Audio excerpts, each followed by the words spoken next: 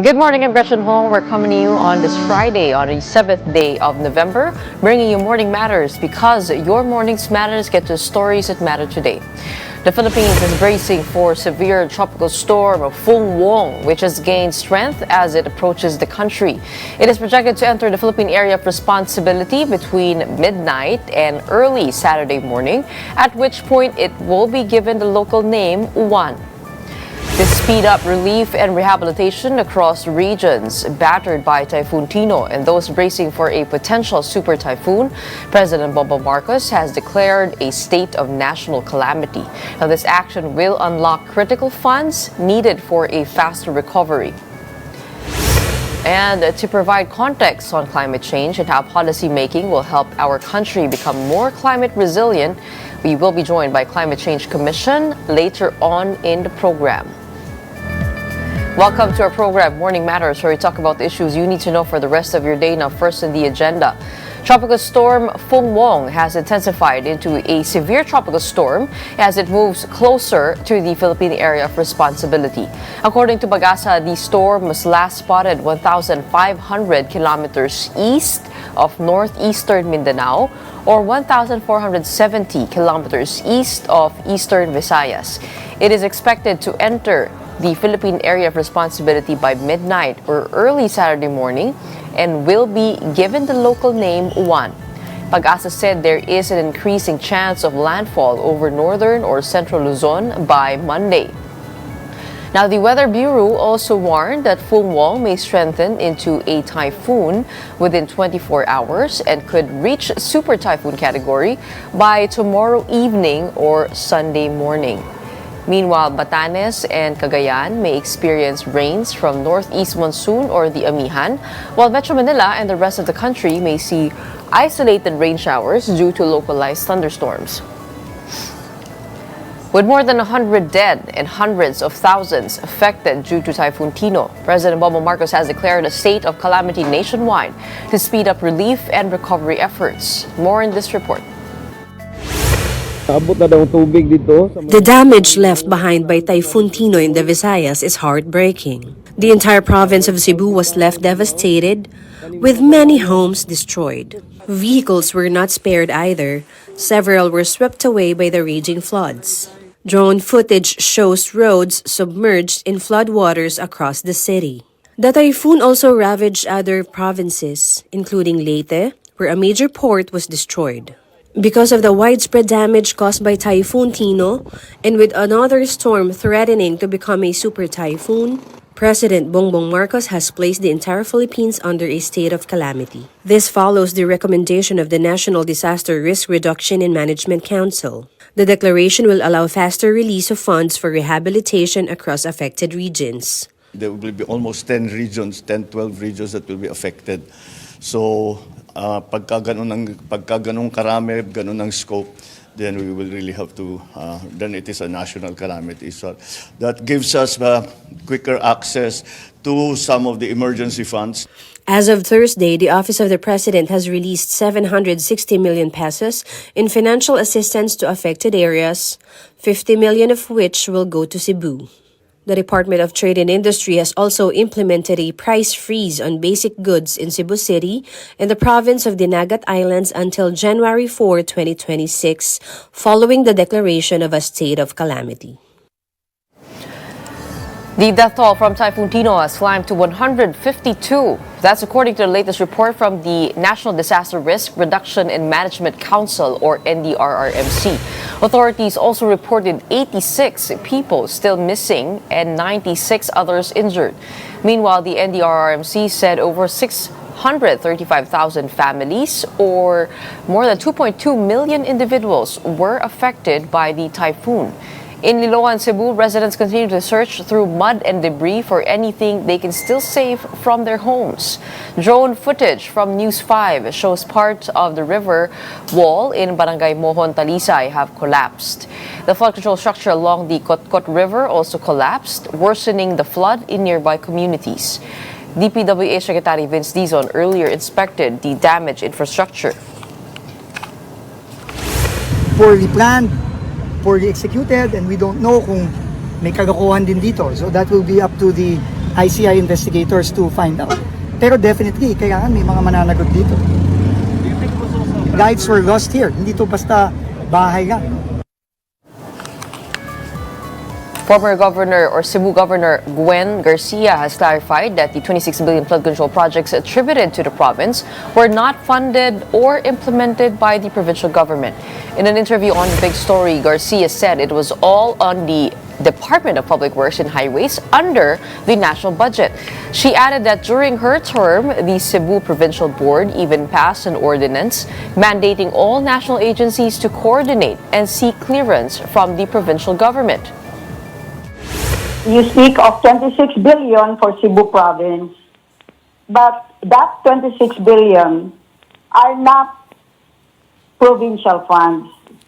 That's the national budget. Oh, yes, ma'am. And the national budget is allocated to the DPWH, which in turn distributes these so-called flood control projects, many of which were insertions in the budget. Garcia expressed support for Public Works Secretary Vince Dizon's ongoing probe into infrastructure anomalies, saying she hopes accountability will extend to erring DPWH officials and contractors. All praises for Secretary Vince Dizon. He's very, very serious about what he's doing. Actually, with the fast eroding credibility of the public on many officials today, I think he is the spark of credibility na we could hold on to.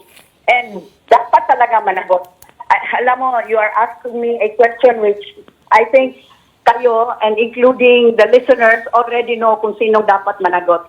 From DPWH to the contractors and to whoever else.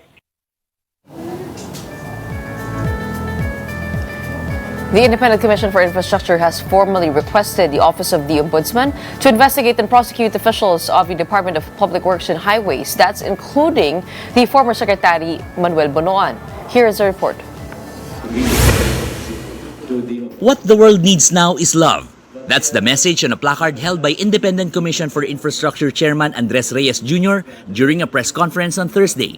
Reyes' call comes amid an ongoing investigation into billion-peso anomalies in flood control projects.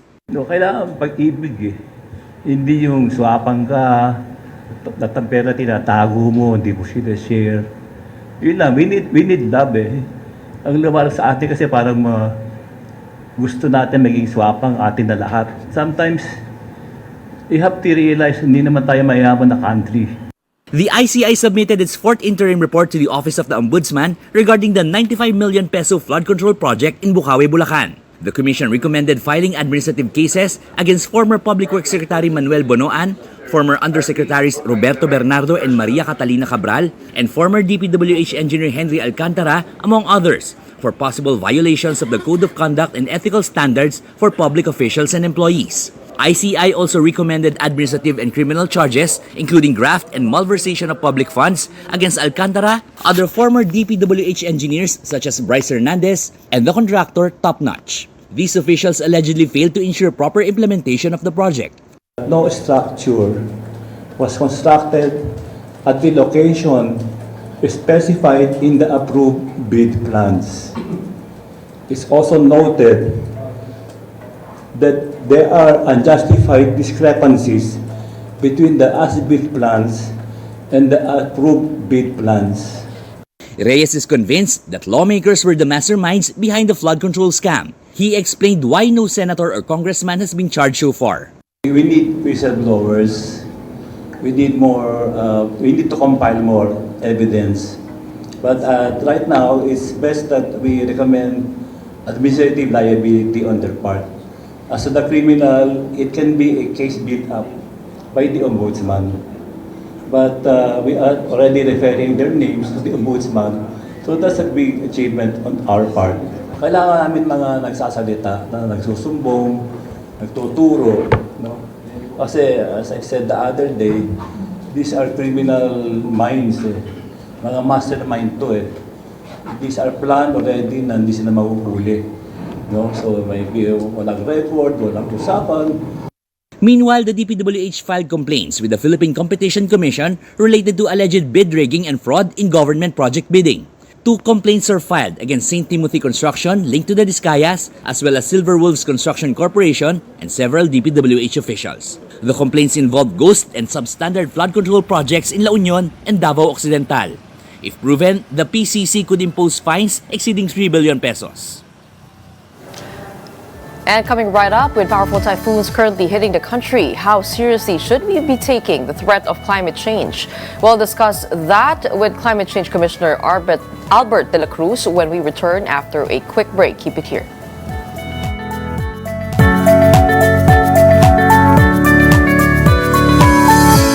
Good morning, I'm Gretchen Ho, and here in Morning Matters, we talk about the most pressing issues and give you the context behind the headlines.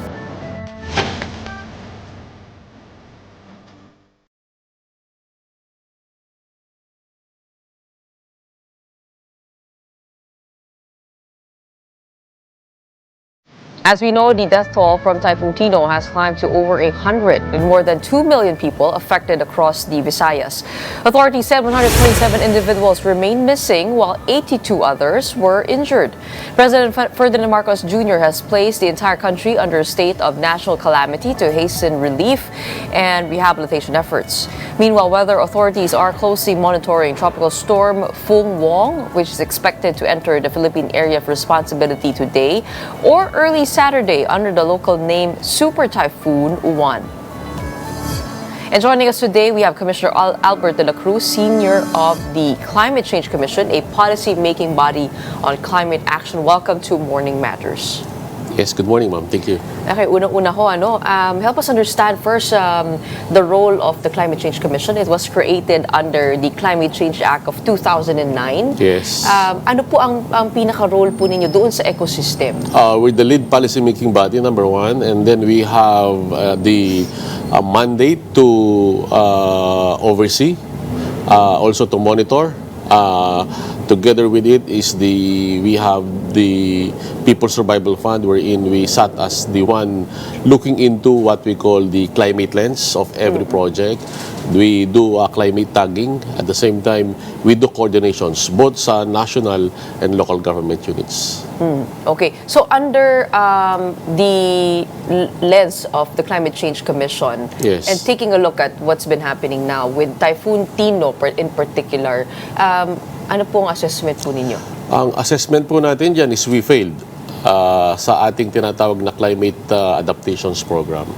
We have the policy, but insofar as the implementation is concerned, shortfall siya. Saan po tayo nag-fail? With regards sa implementations, of course, as we very well know now, we have a problem with regards dito sa mga flood control program, not only because of the graft and corruption, but of course, we lack the comprehensive master plan, because even without the Climate Change Commission Act, there is already a mandate coming from the Constitution that the state shall promote and protect what we call a healthful and balanced ecology. Meron pong specific word doon, ang ganda, ang sabi, in accord and in harmony with nature. So when we talk of in accord, in harmony with nature, we have to do what we call a biomimic engineering. So when we talk of biomimic engineering, we should not go against nature. No country in the world, no technology that will go against nature will succeed. So if we're talking about the flow of water, we have to look into the source. Why the water is rampaging? If we will look at the video that we have now, the water is color brown. So what does it mean? If the water is color brown, it came from the mountain. It is not the topsoil, because the topsoil on the mountain is almost always black because of the different organic matters. The brown there is already the subsoil. So meaning to say, there is no more a lot of grass that will hold the water. Number two, there are a lot of trees that will hold the water. Supposed to be, if there are grasses and trees, it can hold the water. If there will be more than water that can impound into the river basin, it will overflow. The overflow should be a clear water. So this is not only a problem of the overflowing water basin, river basin, but it's the problem from the mountain. Kapag, kumbaga, parang kung marami pang puno sa taas ng bundok, Exactly. clear water sana Yes, yung it has to be clear water. Kaya nakikita ho natin brown. Why it's brown water? So meaning to say there is no longer balanced ecosystem, which is being required itself by the Constitution.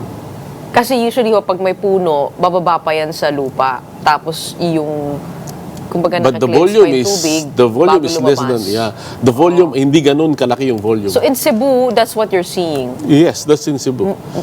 Do you blame human activity for Exactly. the That is impact? what we call the anthropogenic activity. Before, we look into this kind of, they call it natural calamity. But there is what we call the IPCC report, the Intergovernmental Panel on Climate Change. These are scientists coming from 200 countries. And they have a conclusive study that climate change is anthropogenic activity. Meaning it's no longer natural calamity. It's no longer acts of God. This is acts of man. Because we contravene what natures should be doing. Are you familiar with the topography of Cebu and Yes. what has changed through the years? Yes. There are a lot of what we call development. There are development, and unfortunately, Cebu is one of the prone into landslide, and because of what we call, accordingly, there is a lack of the necessary scarce resources insofar as real estate property. That's why there are some land reclamations.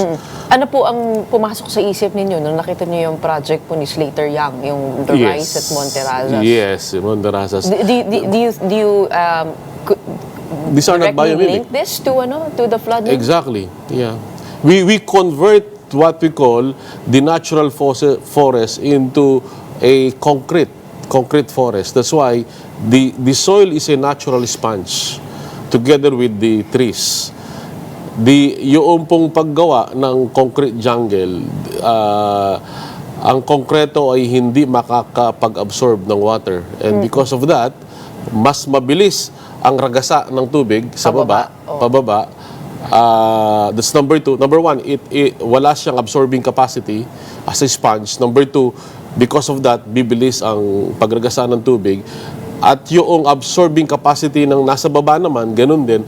What we've done is we turn our city, supposed to be, the urban city should be planned based on the environmental capacity.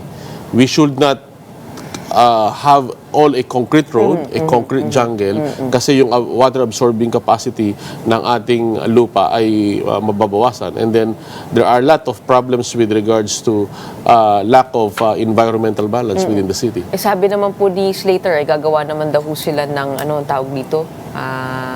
Ano pong tawag doon sa Water impounding? water impounding sa ilalim Yeah. nitong complex niya. I mean, how much could that work? That solution proposed? With regards po sa water impounding capacity, really, it will not suffice for the purpose. Supposed to be, it's very basic. We need to leave the mountain for the biodiversity. Let the trees grow. We need to learn from our lesson. This is not the first time na nangyari po ito eh. Nangyari na nung una. Saan po? Meron po tayong, I think, dito sa bandang Bulacan, San Jose del Monte, Cheryl Subdivision. You still remember that? Yes. Ilan din yung namatay doon. So, we're talking of, this is what we call the urban planning, insofar as this is concerned. We need to follow, and we are calling for the passage of the National Land Use Plan. Okay? Sa ibang bansa po, ang ganda ng National Land Use Plan nila. And it is the Bible. It has to be the Bible of all development, both on the rural and And why has urban that area. not passed? It is yet? not being passed because of lack of political will. As simple as that. We all have the sciences with us. We have all the renewable resources, the science with us. What we need now is the political will for our leader to listen to science. I guess the question on people's minds is bakit po ito nabigyan ng permit ng DENR? And where was the Climate Change Commission on this?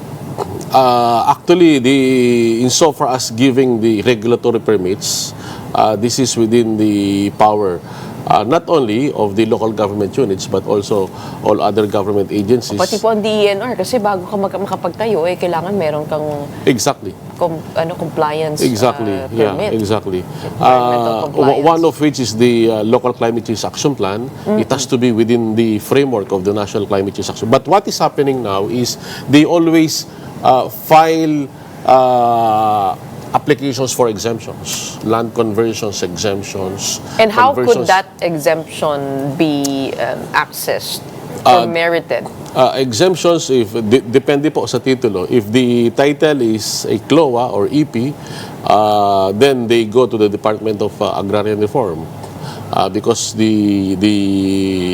under the Regalian doctrine, all lands belong to the state, and it was awarded to the tenants, and then the tenants sold it to the developer. The developers seek for exemptions or conversion, as the case may be.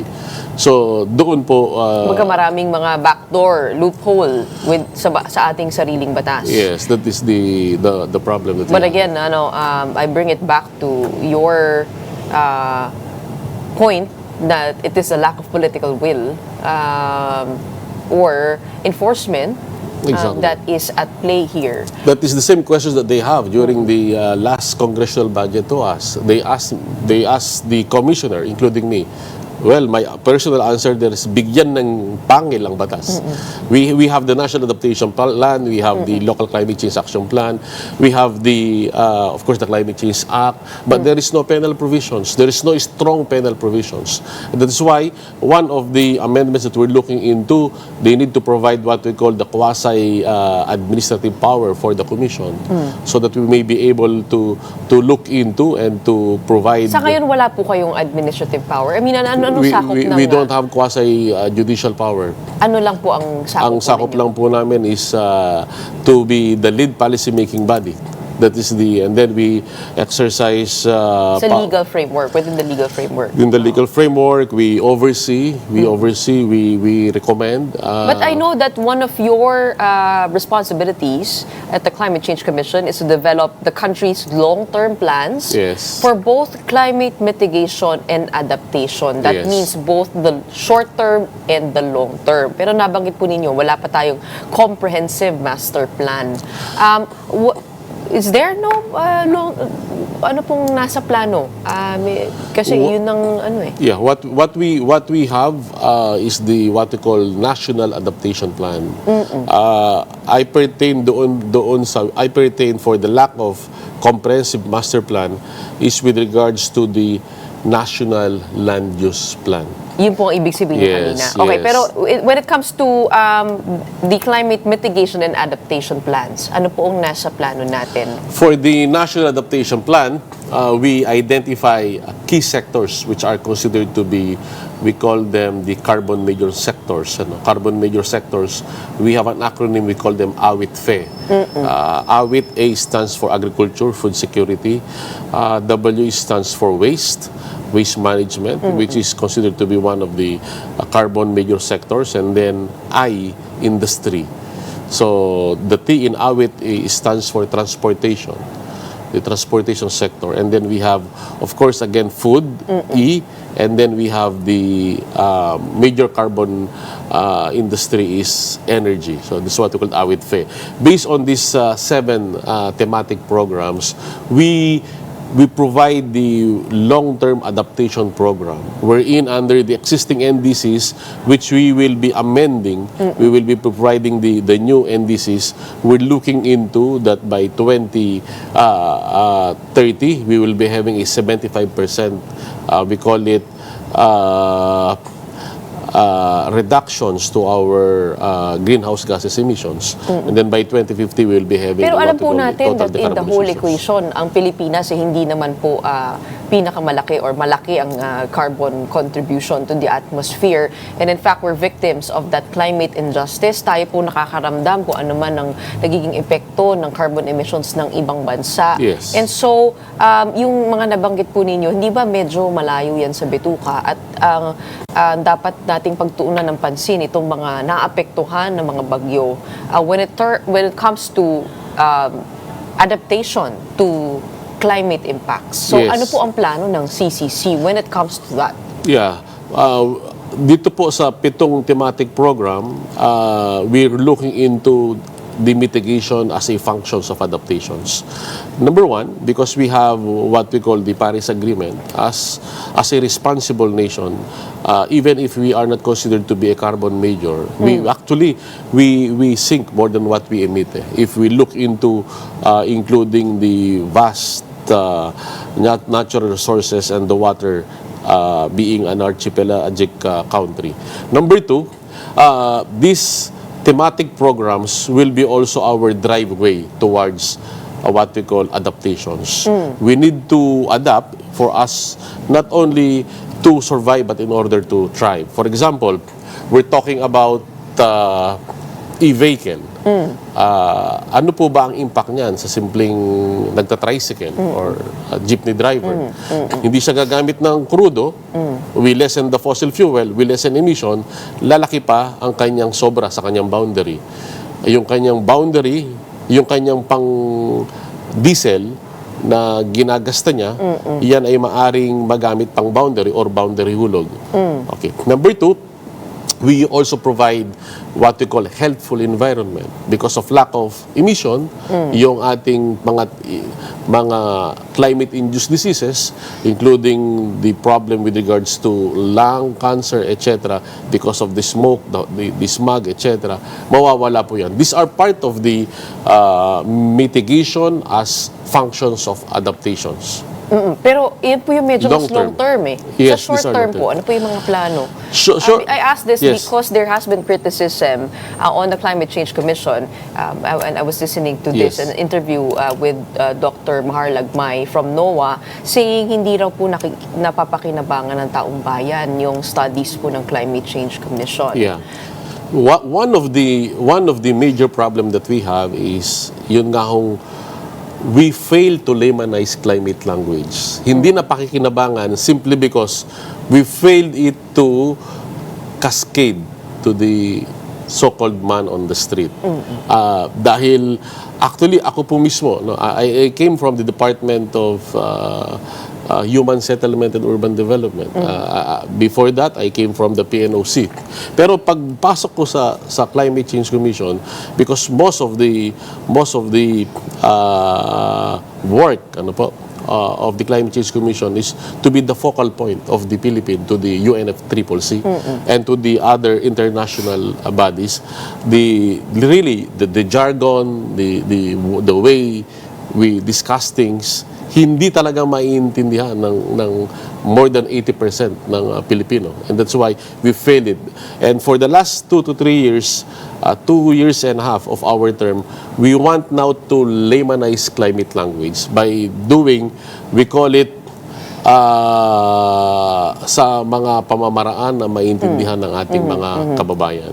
For example, we're always talking of climate change as historical, global, and it has to be solved by what we call anthropogenic historical activities. Secondly, it has to be solved by a whole of global approach. That is the whole of nation approach, whole of government approach. So meaning to say, anong pakialam ng simpleng Pilipino kung if that is the approach? That is why we call it has to be a personal approach. It should be a family business. Why? For example, when we're talking of climate change and sustainability, we pollute the water, then we may problema ang ating mga anak, ang ating mga susunod na henerasyon. Also, if we will be able to amend the provisions of the climate change, specifically with regards to, sabi nga ng mga congressman, may pangil ba? Sagot, walang pangil. And because of that, even if we're always requesting the local government unit to provide and submit the local climate change action plan. If they will not submit it, then we don't have the power to provide the necessary penalty for them. Marami po bang hindi nagsusubmit? I mean, you coordinate with the LGUs. Yes, we coordinate. What is the role of the CCC when it comes to disaster response? Yeah, we coordinate with the LGU, and they submitted around 87% of the LGU submitted, and most of those who are not submitting are from the BARM. As we very well know, they have the autonomy. Kaya we are communicating with the BARM leadership to also provide the necessary LCCAP, or the Local Climate Change Action Plan. However, more than 70% of this 87% local climate change action plan are in a form of resolution. So we are pushing that this resolution should be in a form of ordinance, so that the ordinance will be the one to provide the funding from the local government unit. Number two, they will be the one to provide the necessary penal provisions, because each and every local government unit are considered to be the frontliner for climate actions. And they need to localize what we call the national adaptation plan. They need to have now the local adaptation plan, because the adaptation in Baguio is not the same adaptation there in Kamsur. The adaptation in Kamsur is not the same adaptation in Batanes. The local adaptation in the Batanes is not local adaptation plan here in NCR. So for adaptation program, it has to be a localized adaptation program.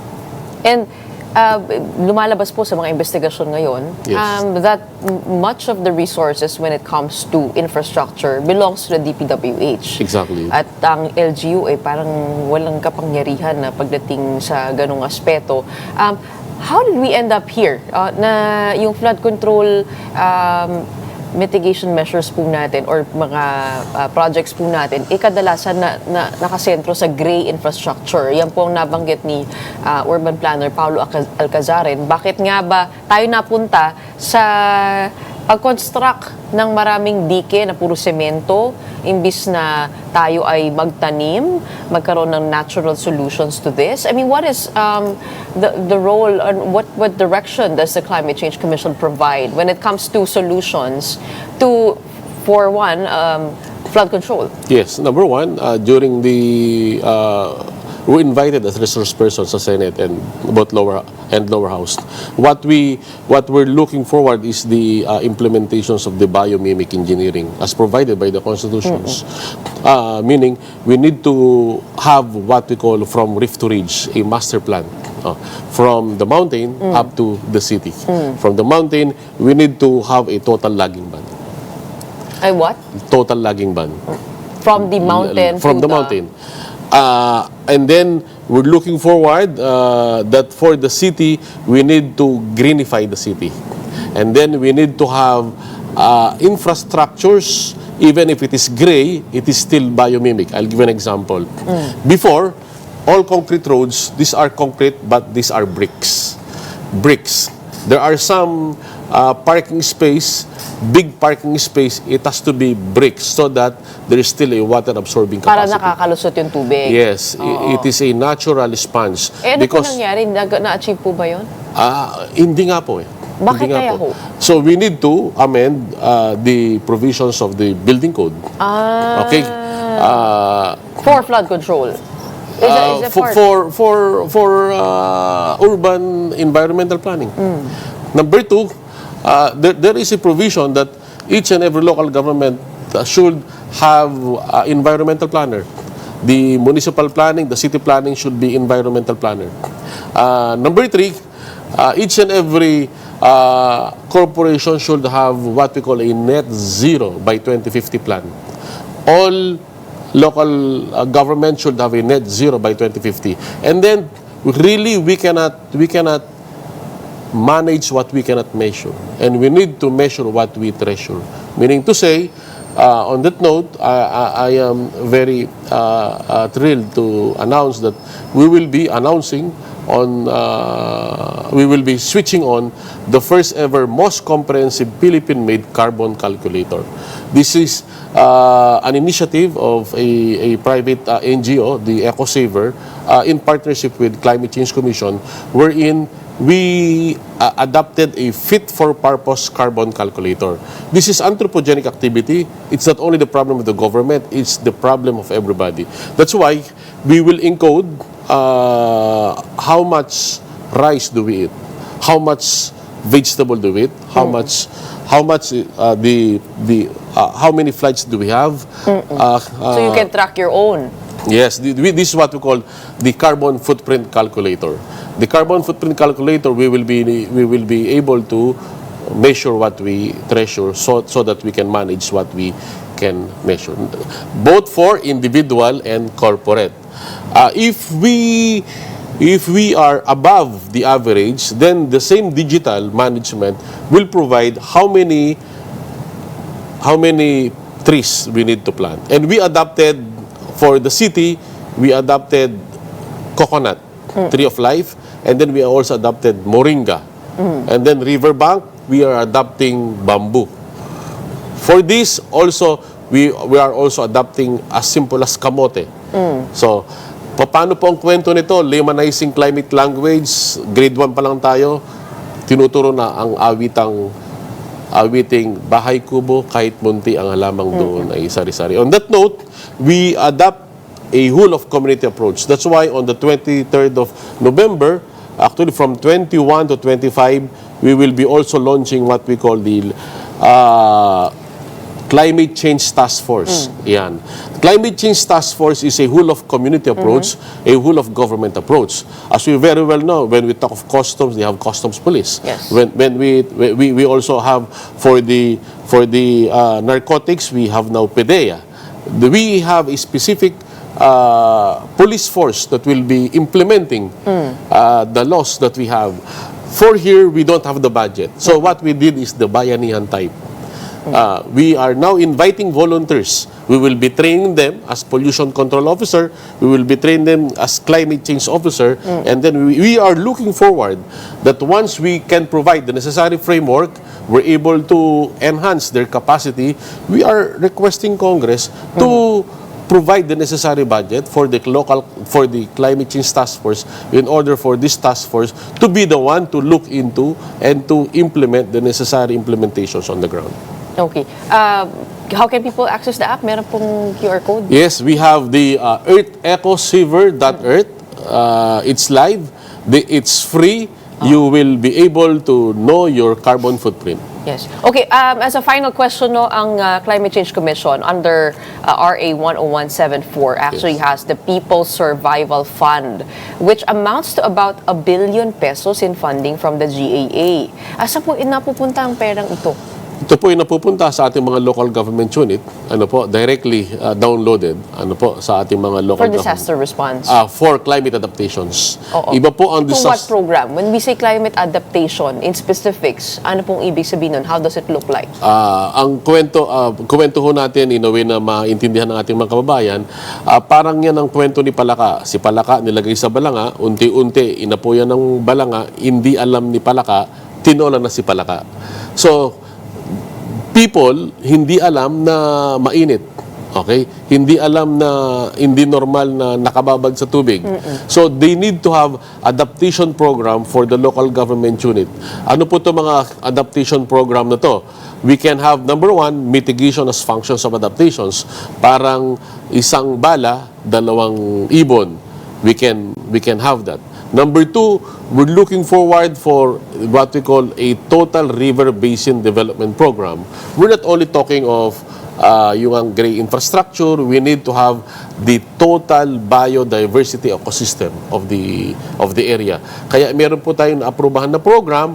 They need to make use of, there are some specific seedlings of mangrove na pwedeng gamitin, bamboo na pwedeng gamitin, at the same time, magkaroon ng food security program. We call it a total biodiversity program within the river basin.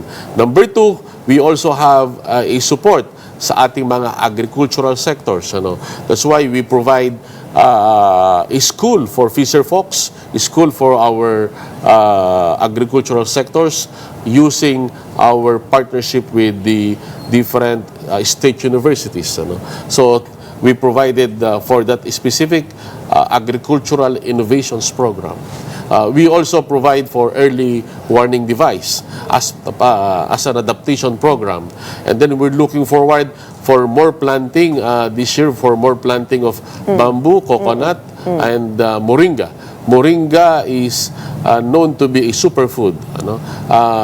Bamboo is known to be a high-value crops. We have a lot of bamboo tinik. And then the Climate Change Commission is emphasizing or has been emphasizing on data-driven climate governance. Yes. How are we improving our data sets and risk maps, climate vulnerability profiles, given yung mga nangyayari po ngayon, katulad ng Cebu, iba na yung pagbaha, katulad po nung paglindol, Yes. dyan din po sa Cebu. Yes. Parang may fault line na hindi po Yes. I mean, for the what efforts are happening on that end? We're looking. Well, yeah, we have a robust partnership with the different government agencies. We have the NICDIS. We have our website. We are encouraging our people to visit the NICDIS, and then we have the new one. We have the EcoSaver, wherein this kind of digital management will be able to have a database science-driven program, part of which is what we call the digitalization of using innovative technology like blockchain. That, for example, for the big problem with regards to food security.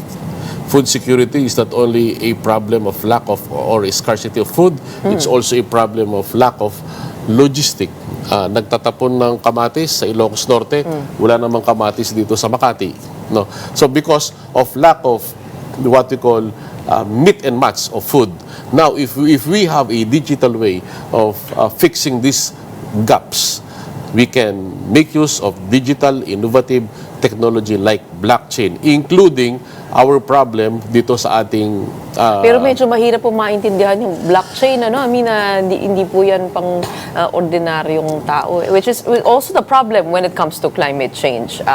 And as we've mentioned nga pa, yung mga jargons, hindi po masyadong Pero we do hope that the Climate Change Commission will play a bigger role in terms of, I guess, the bigger decisions like giving permits, flood control infrastructure that is right, and I guess the hazard maps to help our kababayan. So, we don't have time left, but thank you for enlightening us on what's been happening. Ito po ay napaka-halaga na usapin dahil tayo nakakaramdam ng epekto ng climate change. Hindi lang po ito basta salita, kundi buhay na ang nakataya. Maraming salamat po. We have Commissioner Albert de la Cruz Sr. joining us this morning from the Climate Change Commission. And up next, we've seen increasingly stronger and more frequent typhoons in recent years. How much of this, scientifically speaking, is being driven by climate change, and what steps can be taken? We'll find out from News 5 weather frontliner Alvin Pura when Morning Matters returns after a quick break. Keep it here. Thank you, ma'am.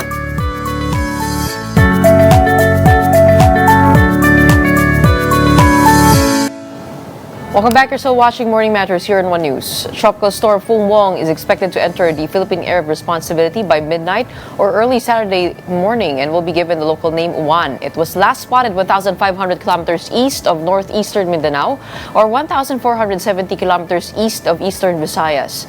Pag-asa said there is an increasing chance of landfall over northern or central Luzon by Monday. The Weather Bureau also warned that Phung Wong may strengthen into a typhoon within 24 hours and could reach Super Typhoon category by tomorrow evening or Sunday morning prior to landfall. Let's get more details from our kapatid weather frontliner Alvin Pura. Alvin, ano ang update ngayon sa lokasyon ni Tropical Storm Uwan? Yes, good morning Gretchen at good morning sa inyong mga viewers. Si Uwan nga o yung ating bagyong may international name na Phung Wong, ito yung tatawagin nating Uwan if makapasok na sa ating Philippine area of responsibility, is currently nandito sa around 1,500 east ng ating bansa at nasa labas pa ng ating PAR. Possible yan mamayang late night or hanggang early morning, bukas, Saturday, makapasok yan ng ating Philippine area of responsibility. If makapasok na po yan ng ating PAR, yan po ay mabibigyan nga ng local name na Uwan. And kung papansinin nyo yung ating satellite image, as of now, although nasa labas pa ito ng PAR, is medyo malawak yung kanyang circulation at yung kanyang circumference. So bukas, wala pa naman yung magiging direct effect sa atin, pero by Sunday, most probably yung kanyang outer rain bands at outer wind field isasabit na dito sa mga areas ng Bicol region. Kasama dyan yung areas ng Eastern Visayas, particularly itong Samar, and some areas ng Calabarzon area. And ito pong si possible na tawaging uwan is inaasahan natin na mas malapit na dito sa mga areas ng Central Luzon and sa darating na Sunday, Central Luzon and Northern Luzon. So, ayan. Okay, Dito sinama ko yung ano natin, yung tinatawag nating pressure map. So meron tayong lines of equal pressure diyan. And pag mas malalapit yung ating lines, ibig sabihin mas malalakas yung ating hangin. Dito sa Bagyong Uwan by Sunday, is kung mapapansin nyo, although yung ating concentration ng mga pagulan ay nandito sa Northern Luzon and most parts ng Luzon, mag-extend yung hangin yan up to hanggang dito sa areas ng Visayas, Palawan at ilang portions ng Mindanao. And yun nga, pinakamalapit itong si Uwan by Sunday night hanggang Monday morning at tatawid nga yan dito sa Northern Luzon or Central Luzon. Yung ating area of uncertainty ngayon, yung ating tutumbukin ng kanyang center or gitna, most probably dito sa areas ng Central to Northern Luzon. So yan po yung mga provinces ng Aurora, Isabela, and Cagayan. So mag-expect tayo ng malalakas na hangin dyan dahil possible nga umabot sa super typhoon. Itong bagyong tatawagin nating Uwan. And other than that, yung Uwan nga is Bisaya term for ulan.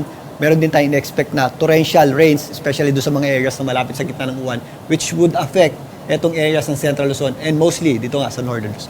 Gretchen? Alvin, napakalaki nitong parang sinasakop ng Tropical Storm Uwan, Tropical Cyclone. Halos kasing laki niyang Pilipinas. Dapat ba tayong kabahan sa dala nito na ulan at pati na rin ang hangin? Yes, Gretchen nga, itong Uwan is napakalawak. Mostly yung concentration nating mga pagulan is nandito sa Northern Luzon, Central Luzon, and most parts ng areas ng dito nga sa southern portion ng Luzon. Pero yung ating hangin is concentrated. Well, mas malapit doon sa gitna, mas malakas yung ating hangin. Pero kung papansinin nyo nga yung ating wind map and itong ating mga tinatawag na isobars, mararamdaman din po yung ating malalakas na bugso ng hangin up to mag-extend yan hanggang dito sa areas ng Visayas and Zamboanga Peninsula. Although hindi ganun kalakasan yung ating ine-expect na ulan dito sa Visayas and Palawan, yung ganitong klaseng hangin is pwede pa rin pong maka-damage ng mga light materials na bahay and yung mga maliliit na puno. And habang lumalapit tayo dun sa bagyo, so mostly itong malaking bahagi ng Northern Luzon and Central Luzon, including dito sa mga areas ng Calabarzon, Metro Manila and Bicol region, ramdam natin yung malalakas na bugso ng hangin na directly associated dito sa tatawagin natin Bagyong Uwan. And maliban nga dyan, meron tayong in-expect na mga torrential rains, particularly dito sa Northern and Central Luzon. Gretchen? So ibig sabihin buong Luzon, Visayas, Mindanao dapat maganda para dito, no? In short. Yung hangin natin is mararamdaman yan hanggang Visayas and Mindanao. Although hindi kasi lakas nung nasa gitna, expect pa rin tayo ng mga breezy or gusty conditions sa mga areas na yan. And most parts ng Luzon dapat maghanda sa pagdating nitong uwan dahil nga ito ay possible umabot sa super typhoon, which is yun yung ating 185 kilometers na lakas ng hangin na malapit sa kanyang gitna or more than. So yun yung ating ine-expect na maximum sustained winds nitong si Uwan prior to landfall, which is yun yung tatama sa mga areas ng Northern or Central Luzon and including Cagayan. So yung mga ganyang klaseng bagyo, Gretchen, is if maaalala nyo yung bagyong Pipito, yung mga iba pang nating super typhoon is napaka-dangerous or napaka-mapaminsalang bagyo. Pumapatag po yan ng mga agriculture areas, mga natatanggal yung mga bubong ng mga malalaking buildings and gyms. Kaya if ever merong mga evacuation plans sa mga areas na directly affected nitong bagyong CO1, makinig po tayo sa ating local LGU dahil mas mahirap pong mag-rescue kapag nandiyan na po yung ating bagyo if currently nararanasan natin. So ngayon may time pa, bukas wala pa po yung direct effect.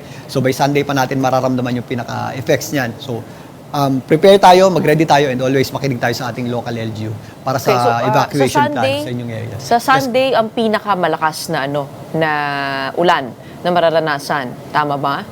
Yes, Gretchen, pagtawid nito dito sa areas ng Northern Luzon, doon natin may expect yung pinakamalakas na ulan. And kasama na rin po dyan yung malalakas na hangin natin. So by Sunday, nakadikit na yan dito sa Sunday night, Sunday hapon hanggang Sunday night, nakadikit na po yan dito sa eastern section ng Central and Northern Luzon. And doon natin ma-expect yung ating pinakamalalakas natin. So gradual naman yan. Gradual natin mararamdaman yung hangin. Unti-unti natin na mararamdaman na mas malalakas yung ating hangin. Coming Sunday night until Monday morning, doon natin in-expect na tatawid dito si Uwan sa Northern and Central Luzon. Gretchen? Meron na bang area na predicted kung saan ito magla-landfall? Sa ngayon, meron pang chance na magbago yung kanyang direction. Pero yung ating area na possible na puntahan ng kanyang center or yung kanyang possible landfall is dito sa areas ng Central Luzon, Aurora, Isabela, and Cagayan. So medyo malawak pa yung ating area of uncertainty ngayon dahil medyo malawak pa or malayo pa itong bagyo. Pero may chance pa yung umakyat or bumaba pa ng konti. So most probably may chance pa po yung bumaba. Pero again, Gretchen, not necessarily yung landfall is doon na natin mararamdaman lang yung effect nitong bagyo. Since malawak nga yung kanyang radius and malaki yung kanyang sakop na pagulan, yung ating center, doon natin nararamdaman yung pinakamalalakas na hangin. Pero yung mga karating lugar niyan is malalakas din po yung hangin, which is kung nasa super typhoon category na ito, yung mga areas na medyo malapit dito is malakas pa rin po yung hangin. So kailangan pa rin po natin maganda. Although if ever hindi man maglandfall sa inyo yung gitna or center ng bagyo, kailangan pa rin mag-prepare yung mga areas na malapit do sa or pasok do sa radius ng ating typhoon force winds dahil malalakas na hangin pa rin po yung possible na dali nitong bagyong Uwan. Alvin, nakita natin dito kay Typhoon Tino, ang daming ulan na binagsak nito sa loob ng ilang araw lamang. Dito naman, gaano karami ang rainfall na inaasahan natin?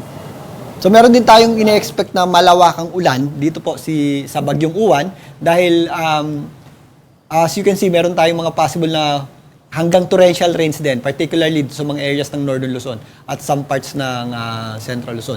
So magkakatalo na lang yan doon sa bilis ng bagyo natin habang dumadaan dito sa areas nga ng mainland Luzon. Si Tino kasi is papunta pa lang siya, meron na siyang dinalang mga pag-ulan.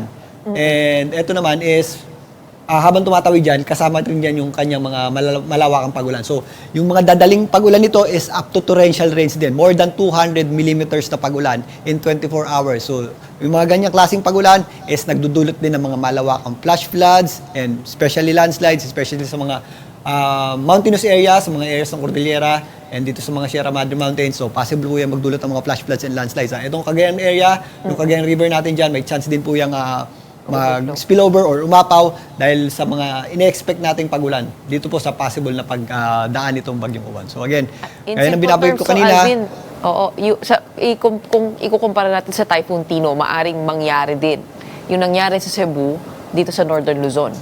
Yung may mga areas na possible po tayo makaranas ng mga ganong klaseng pagbaha. Especially itong nangyari kay bagyong Tino is kung mapapansin nyo doon sa floodings na yun is kulay brown yung tubig or putik yung tubig natin. That is a sign na flash floods yung ating mga pagulan or pagbaha doon.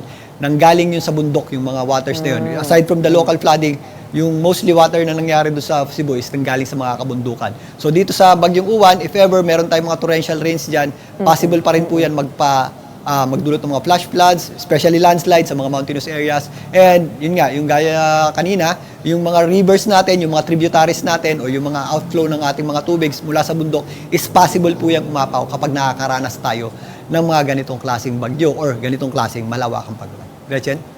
Okay, hanggang kailan magdadala ng ulan? Paano natin tatawagin? Super Typhoon, Uwan, di pa, no? Ilang araw kaya magdadala ng ulan? Yes, Gretchen. Ito ang tatawagin nating Super Typhoon Uwan. Starting Sunday, meron na tayong mga pagulan dito sa mga areas ng Bicol Region.